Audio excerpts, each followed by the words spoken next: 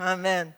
Alors, mon mari, cette semaine ou la semaine passée, est allé dans un magasin, puis il avait oublié d'apporter son propre masque. Alors, moi, je garde toujours 2 masques dans l'auto pour que quand on a besoin, on le prend.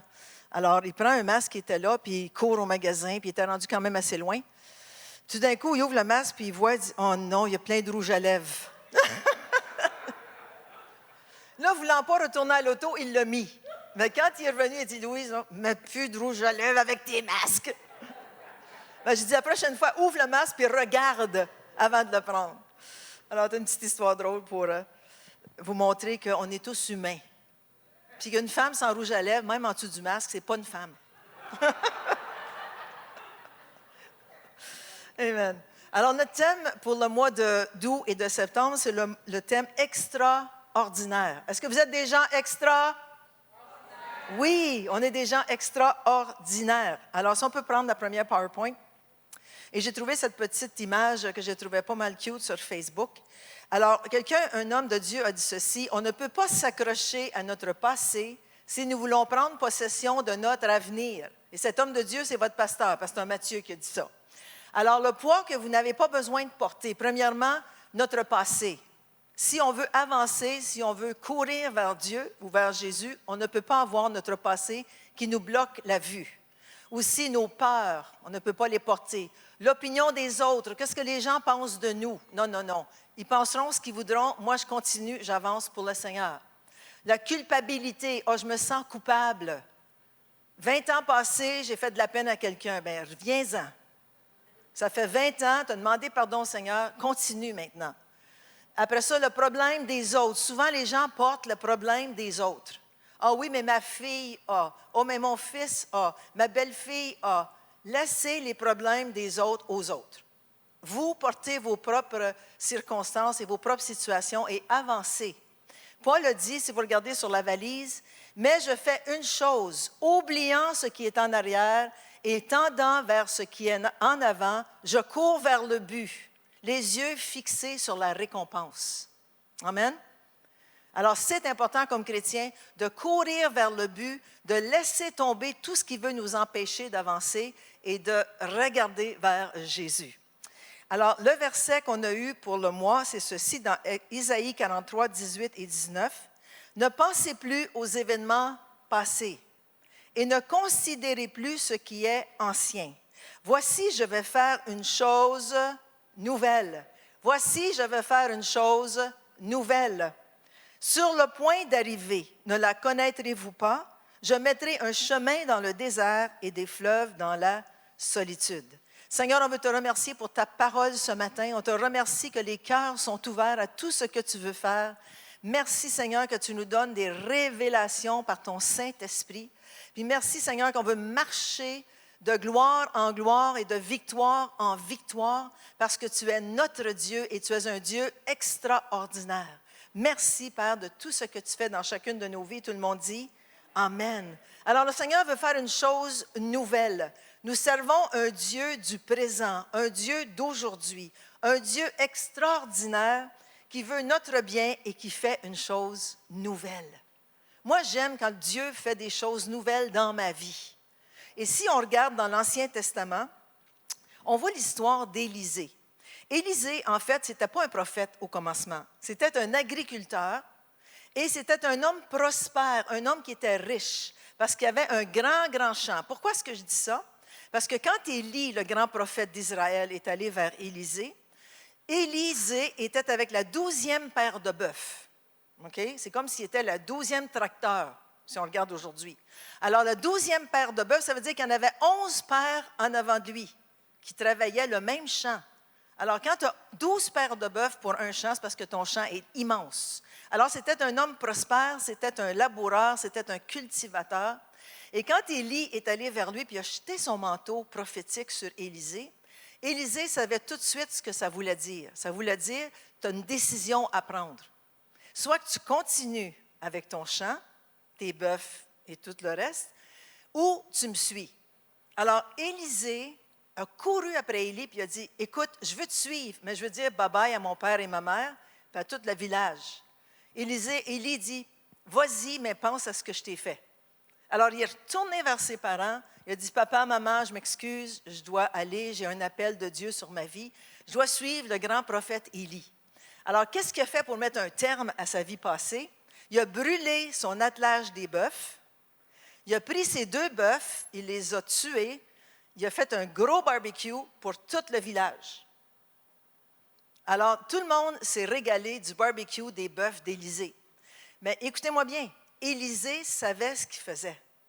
Quand il est parti, il n'est pas devenu tout de suite le prophète numéro 2.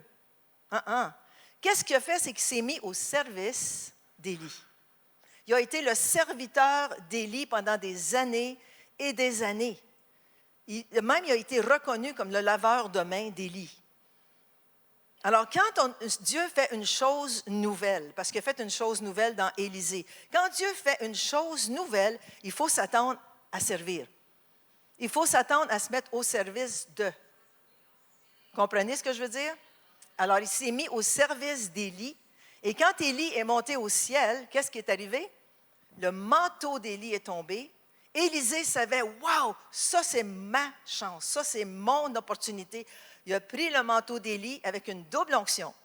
Alors, pas simplement qu'il était un grand prophète d'Israël, mais il y avait le double d'onction de son maître Élie. Wow! Pourquoi? Parce qu'il s'est humilié, il a été au service d'Élie pendant des années et Dieu l'a béni. Êtes-vous là ce matin? Puis on nous dit dans la Bible qu'il a fait 2 fois plus de miracles qu'Élie, puis c'est vrai, je les ai comptés. Il a fait 2 fois plus de miracles qu'Élie. Il a ressuscité des morts, il a guéri des malades, il a fait flotter une hache, il a fait toutes sortes de choses. Amen? Alors, il a fait une chose nouvelle, mais à chaque fois que Dieu fait une chose nouvelle dans nos vies, il faut s'attendre à servir. Vous pensez que Pasteur Mathieu est en train d'éduquer, il y a des Timothée en dessous de lui, mais qu'est-ce qu'il fait? Ils servent dans l'Église. Ils les enseignent, ils servent dans l'Église. Pourquoi? Parce que quand une chose nouvelle t'arrive, tu dois apprendre à servir. Tout le monde est là? Il l'a fait aussi dans le Nouveau Testament. Quand les 120 disciples étaient dans la chambre haute, Dieu voulait faire une chose nouvelle. Qui étaient ces 120 disciples? Premièrement, il y avait les apôtres, les 12 apôtres. Judas était mort, mais il l'avait remplacé. Il y avait la mère de Jésus, qui était une de ses disciples, et il y avait les frères de Jésus et tout le reste des disciples qui étaient là. Il était 120 dans la chambre haute. Ils s'attendaient à quelque chose de nouveau. Parce que Jésus a dit, ne quittez pas Jérusalem jusqu'à ce que vous receviez la promesse que mon Père vous a faite. Alors, ils étaient là, dans la chambre haute. C'était le jour de la Pentecôte. Il y en a qui parlaient ensemble, il y en a tranquillement qui discutaient ensemble, il y en a d'autres qui avaient les mains levées, qui priaient, il y en a qui chantaient peut-être. Quand tout à coup, mais je vais vous dire quelque chose, il n'y avait pas de masque. Quand tout à coup, on connaît l'histoire, un vent impétueux. Nous, on est allés dans la chambre haute à Jérusalem, la même chambre haute que les 120. Et quand il y a un bruit là-dedans, ça résonne parce que c'est plein, c'est des grosses pierres dans cette salle. Puis ça résonne. Alors, je m'imagine quand le vent est entré, puis que là, ils se sont tous fait baptiser du Saint-Esprit. Le feu de Dieu a explosé là-dedans. Les gens étaient tellement remplis que ça nous dit, les gens pensaient qu'ils étaient ivres. Puis il était 9 heures le matin. Est-ce qu'il y en a qui ont déjà été ivres à 9 heures le matin? OK, personne ne me répond. Vous avez tous été ivres à 9 heures le matin. Mais quand tu es ivre, tu ne marches pas droite. Je sais, je l'ai déjà été. Il y a longtemps. Quand tu es ivre, tu te mets à rire pour rien. Tout est drôle, même si ce n'est pas drôle. Alors, tu commences à marcher. Hein? Il y en a peut-être qui marchaient comme ça, il y en a peut-être qui tremblaient, il y en a qui riaient, il y en a qui pleuraient. Alors, c'était l'euphorie. Dieu avait fait une chose nouvelle. Les disciples ont été bénis. Dieu a fait quelque chose de nouveau. Mais écoutez-moi bien, après que le party est fini, il y a eu 3000 conversions, puis ça nous dit, si vous regardez dans Acte 2, verset 48, à tous les jours, ils étaient assidus au temple. Allô? Dieu fait une chose nouvelle, mais nous, on a quelque chose à faire après. Ensuite, il dit, il persévérait dans la prière, dans l'enseignement des apôtres.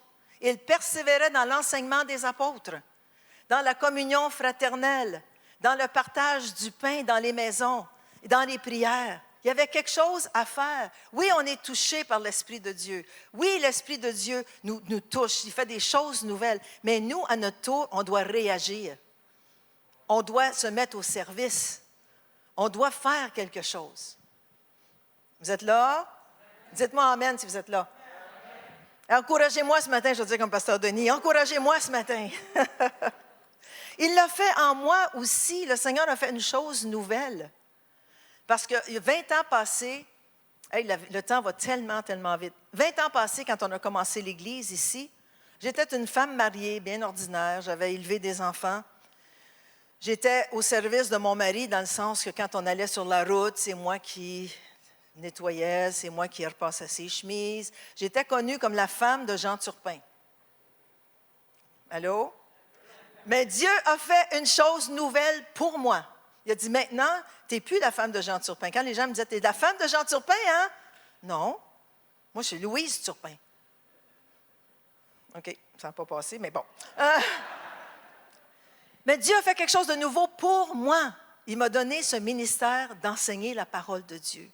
Et alors, quand j'ai reçu le ministère que j'étais pour enseigner la parole de Dieu, qu'est-ce que j'ai fait? Je n'ai pas tout de suite enseigné, non. Je me suis éduquée. J'ai commencé à me former dans la parole de Dieu. J'ai pris un cours biblique pour recevoir mon diplôme en l'an 2000.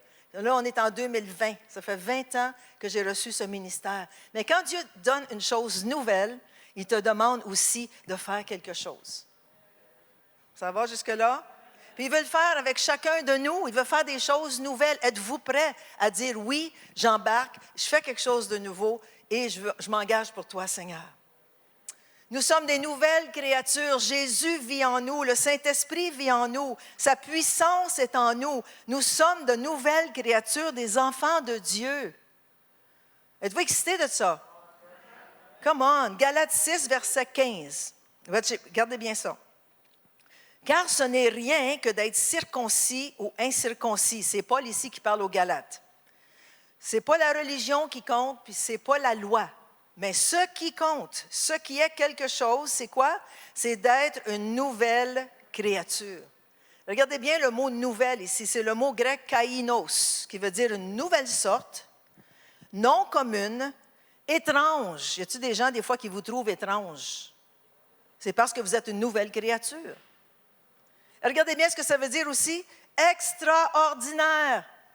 Wow! Dans le grec, ça veut dire extraordinaire. Nous sommes des créatures Nous sommes des créatures C'est la Bible qui le dit dans le grec. 2 Corinthiens 5, 17. Si quelqu'un est en Christ, si quelqu'un est dans l'onction ou en Christ, il est quoi? Une kainos, une créature nouvelle. Une nouvelle sorte de créature, non commune, étrange, extraordinaire. Moi, ça m'a assez encouragée quand j'ai vu ça. Je me suis dit, wow, le Seigneur est bon. On est des créatures nouvelles, des créatures extraordinaires. Les choses anciennes sont bye bye. Les choses anciennes sont passées. Voici, toutes choses sont devenues nouvelles.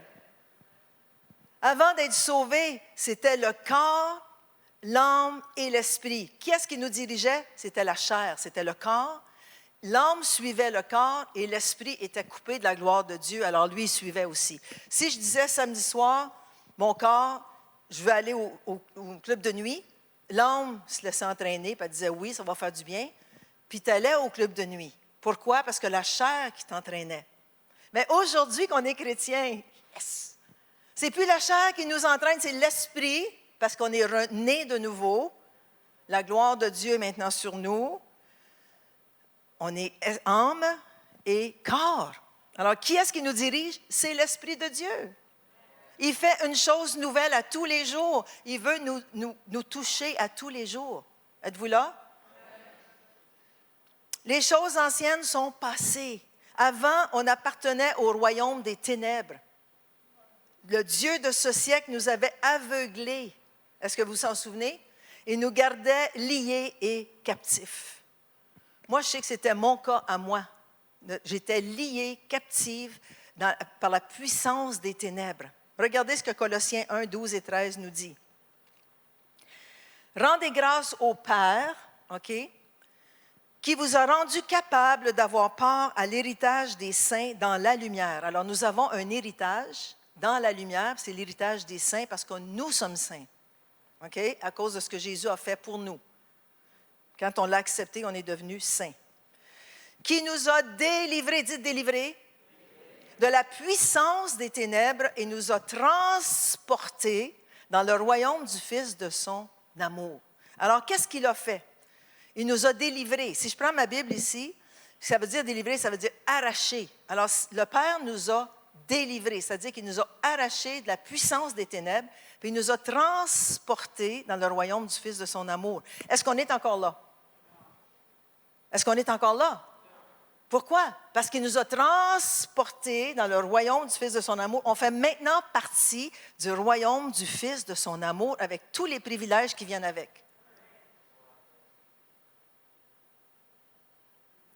Laissez ça rentrer un petit peu.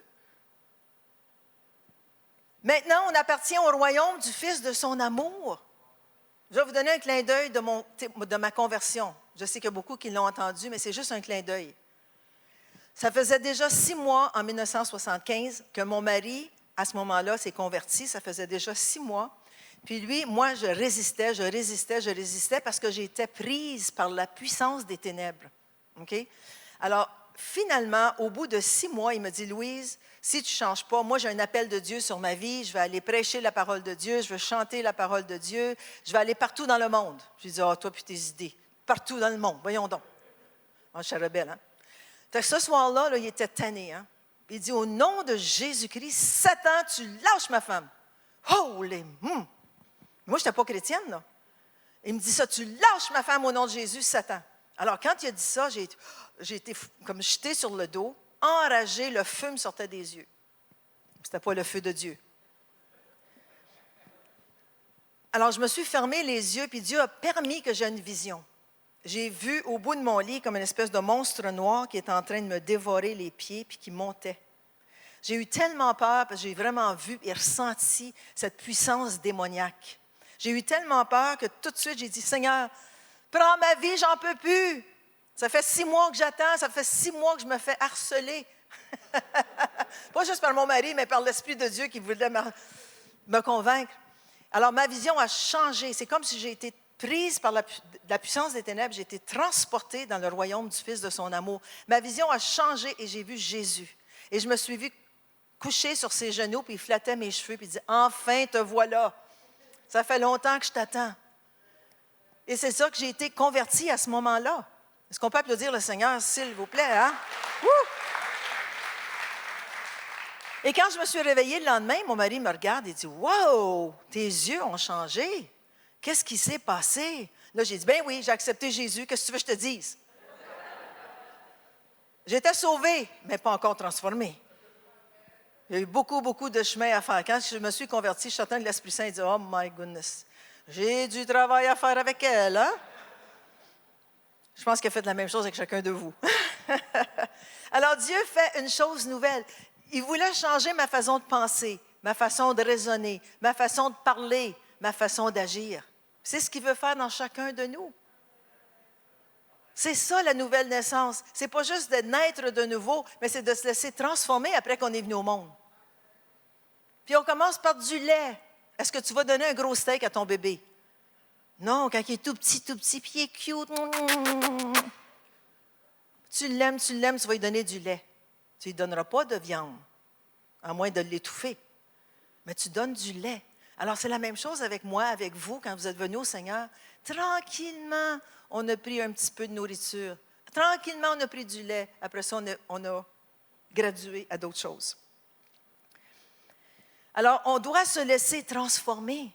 Dans Romains 12, 2, ça nous dit « Ne vous conformez pas », c'est-à-dire « Ne prenez pas comme modèle ou ne vous formez pas selon le siècle présent ou selon le monde.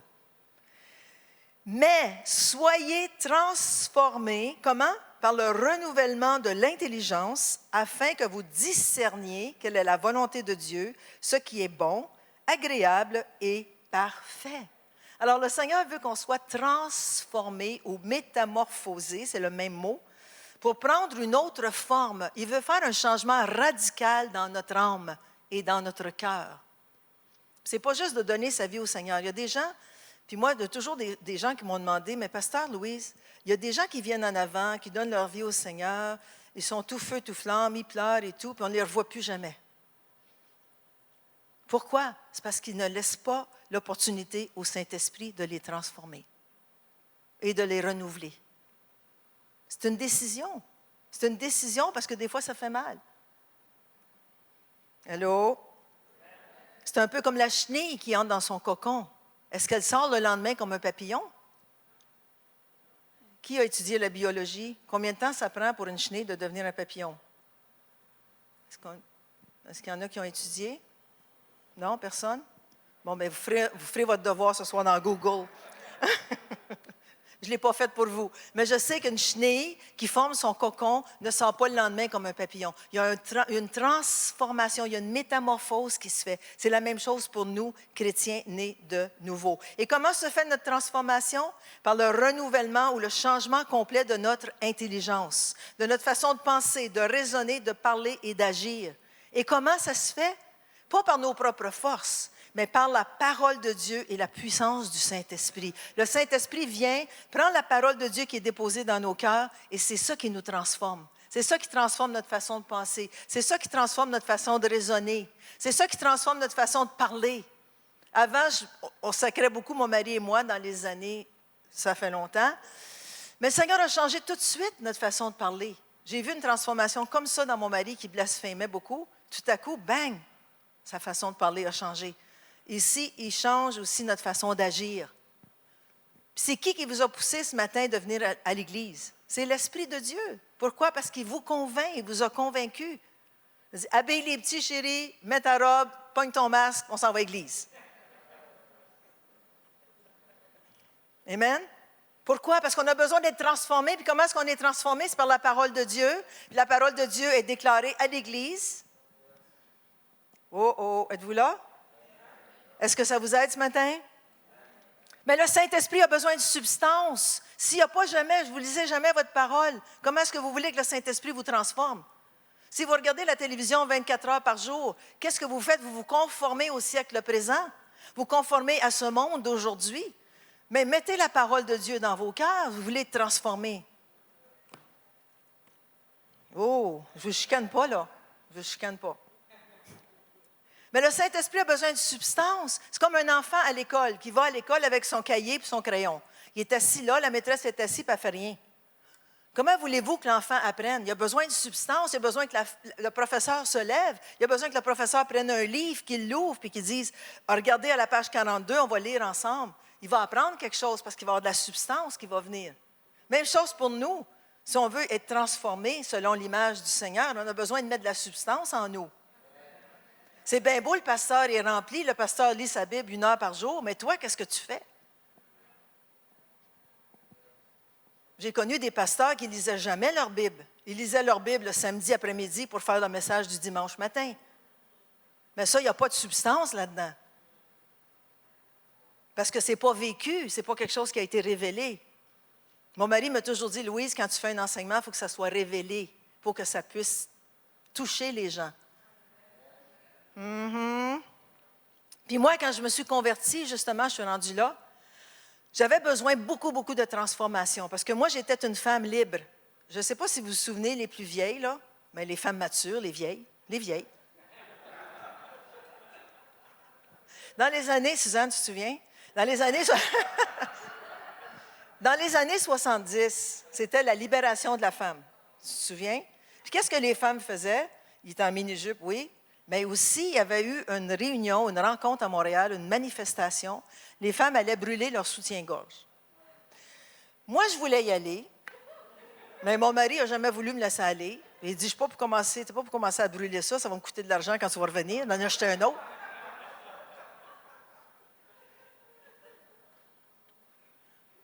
Mais c'est ça c'était là ma mentalité, c'est ça que je pensais quand je suis venue au Seigneur. J'étais un bébé chrétien, mais j'avais vraiment besoin de transformation. J'avais besoin de lire la parole de Dieu, mais c'était tranquillement. J'en lisais un petit bout, je le digérais, j'avais une révélation. Je continuais le lendemain, j'en lisais un petit bout. Un jour, j'ai pris la parole de Dieu, et je l'ai ouvert comme ça. Puis je suis tombée à Éphésiens 5, parce que dans ce temps-là, on coupait la Bible, hein? Au début. J'ai coupé la Bible, je suis rendue à Éphésiens 5 au verset 22. Donc là, je dis, oh wow, Seigneur, éclaire-moi, révèle-moi quelque chose. Là, c'est marqué femme. Soumettez-vous à votre mari comme au Seigneur. J'ai-tu bien lu? Car le mari est le chef de la femme. Wow! Comme Christ est le chef de l'Église qui est son corps et dont il est le sauveur. Je ne suis pas allée jusque-là. Je suis arrêtée à car le mari est le chef de la femme. Là, j'ai pris ma Bible. J'ai dit, Seigneur, on n'a pas la même vision. J'ai fermé la Bible. Je l'ai mise sur ma tablette pendant 2-3 jours. Je l'ai mis en punition. J'avais beaucoup de difficultés à accepter ça. Mais le Saint-Esprit m'a dit, Louise, reprends la Bible. Là, j'avais comme, parce que quand tu as l'Esprit de Dieu qui te parle, tu as le goût de reprendre la Bible, même si tu n'aimes pas ce que tu as lu. Alors, j'ai repris la Bible. Il dit, lis un peu plus loin. OK. Alors, je suis allée au verset 25. Marie, j'ai dit quelque chose pour les hommes. Marie, aimez votre femme comme Christ a aimé l'Église. Il s'est donné lui-même pour elle afin de la conduire à la sainteté, après l'avoir purifiée et lavée par l'eau de la parole. Ah bon, OK, c'est pas juste les femmes qui doivent être soumises. Les hommes doivent aimer leurs femmes. Alors là, j'ai bien compris. Puis je suis allée voir mon mari, puis j'ai dit, as-tu vu ce que c'est écrit dans Éphésiens 5? Verset 25. On commençait les deux dans la parole de Dieu. Puis j'ai dit, si tu m'aimes, là, comme ça dit que Christ a aimé son Église, je vais être capable d'être soumise à toi. Puis tu vas être capable d'être mon chef, mais pas trop fort, là, pour commencer. Un petit chef. Après ça, on verra si tu peux devenir un médium chef. Mais on a compris, la parole de Dieu nous a éclairés. J'ai compris qu'on est sous mission, sous la même mission. Êtes-vous là? Puis c'est comme ça que j'ai grandi dans la parole de Dieu. C'est en lisant la parole de Dieu. Le Saint-Esprit prend la parole, puis oups, il transforme quelque chose. Je pensais comme ça maintenant à cause de ce que j'ai lu, à cause du Saint-Esprit. Je pense de la façon que Dieu pense. Je parle de la façon que Dieu parle. J'agis de la façon que Dieu veut que j'agisse. Je ne vais plus au club de nuit le samedi. Pas parce que je ne peux pas y aller, je pourrais y aller. Je pourrais appeler mon petit-fils Kylian, viens-tu au club ce soir? Puis il pourrait dire oui. Mais gloire à Dieu, ce n'est pas ça que je fais. Non, mais voyez-vous ce que je veux dire? C'est l'Esprit de Dieu qui nous convainc. Moi, j'ai plus le goût d'aller au club de nuit le samedi. Vous autres? Levez la main celui qui voudrait aller au club le samedi. Je ne pense pas que personne me lèverait la main parce que le pasteur serait directement dans votre visage après. Mais comment se fait notre transformation? C'est justement pas par nos propres forces, mais par la parole de Dieu et la puissance du Saint-Esprit. Kenneth Hagin a dit ceci, « Si ton intelligence n'est pas renouvelée par la parole de Dieu, elle va marcher avec la chair et dominer ton esprit. Mais si ton intelligence est renouvelée par la parole de Dieu, ton esprit, à travers ton intelligence, va dominer ton corps. » Wow! Esprit, âme et corps. Amen? Est-ce que vous voulez que je leur lise? Si ton intelligence n'est pas renouvelée par la parole de Dieu, elle va marcher avec la chair et dominer ton esprit. Mais si ton intelligence est renouvelée comment? Par la parole de Dieu, ton esprit, à travers ton intelligence, va dominer ton corps. C'est bon, hein? Charles Capp a dit ceci, « La parole de Dieu ne change pas, mais elle change les choses. » Gloire à Dieu. La parole de Dieu est l'élément clé de notre transformation intérieure. Hébreux 4:12 nous dit ceci, et je termine bientôt, car la parole de Dieu est vivante et efficace. Le mot vivante, ça veut dire qu'elle est pleine de vigueur, fraîche et forte. Alors, si vous voulez vous faire renouveler par quelqu'un, c'est la parole de Dieu qui le fait d'une façon vivante. C'est une semence qui est déposée en nous et qui pousse et qui nous transforme. Elle est efficace, c'est-à-dire qu'elle est puissante. Elle produit l'effet dont on s'attend. Elle produit l'effet dont on s'attend, elle vient rencontrer nos besoins. C'est comme un onguent que tu mets sur une coupure. OK? Tu sais que ça va être efficace parce que ça a déjà été prouvé. Alors, tu mets ton onguent sur ta coupure puis tu sais que ça va guérir parce que c'est efficace. Des bonnes crèmes pour la peau. On sait que c'est efficace parce que, voyez-vous, à mon âge, je n'ai pas de rides. Merci, merci. Pourquoi? Parce que ça a vraiment coûté cher à mon mari, mais il m'a voulu puis il m'a eu. That's it. C'est ça que j'ai dit. Comme il dit toujours, ça me coûte cher, les crèmes. Alors, qu'est-ce qui arrive? La parole de Dieu et l'onction de Dieu touchent tout notre être, l'esprit, l'âme et le corps, et produit son effet transformateur. Même sans qu'on s'en rende compte, à tous les jours, Dieu fait une chose nouvelle. Alors, si on regarde, on va juste terminer Hébreux 4:12. Elle est plus tranchante qu'une épée quelconque à 2 tranchants, pénétrante jusqu'à partager âme et esprit, jointure et moelle. Elle juge ou elle fait l'arbitre entre les sentiments et les pensées du cœur. Alors, voyez-vous ce que ça fait, la parole de Dieu? C'est puissant, c'est efficace, c'est vivant, c'est fort. On veut s'en nourrir à tous les jours. Si vous êtes un chrétien sérieux, vous lisez votre Bible à tous les jours, vous méditez votre Bible à tous les jours. Combien d'histoires d'horreur qu'on a entendues? Je regarde la louange, des directeurs de louange qui ne lisaient jamais leur Bible, qui étaient dans la pornographie et qui montaient le dimanche louer Dieu. À un moment donné, ça va se savoir. Pourquoi? Parce que l'onction ne sera plus là. Allô?